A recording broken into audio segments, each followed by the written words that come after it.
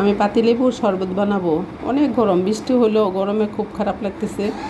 তাই 4টা পাতিলেবু কাটছি, একটু ধনিয়া পাতা, একটা কাঁচামরিচ, বিট লবণ দিব, এই যে ছোটো চামচের 1 চামচ, তারপরে পিঙ্ক সল দিব ছোটো চামচের 1 চামচ, চিনি দিব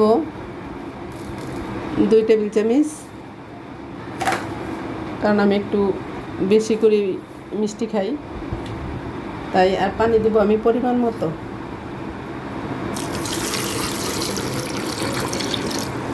একটু খেয়ে দেখবেন, এই গরমে ঠান্ডা ঠান্ডা।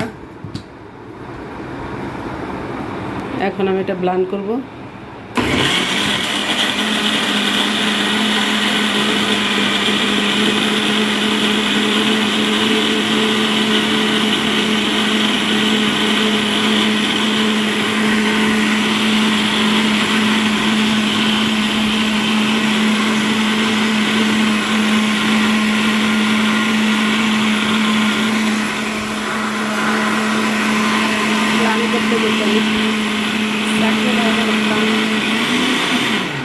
হয়ে গেছে। এখন আমি এটা একটু সেঁকে নিব। আমি একটু চাকনি আনতে গেছিলাম,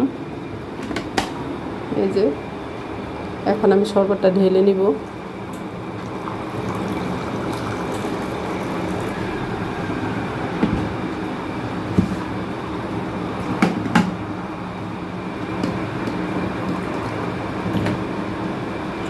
দেখেন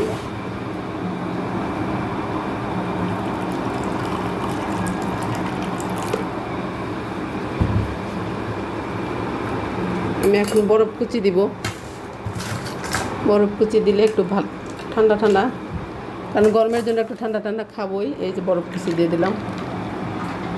এখন আমার শরবতটা হয়ে গেল। সবাইকে ধন্যবাদ। আসসালামু আলাইকুম। এভাবে শরবত বানিয়ে খেয়ে দেখবেন, আলাদা একটা টেস্ট।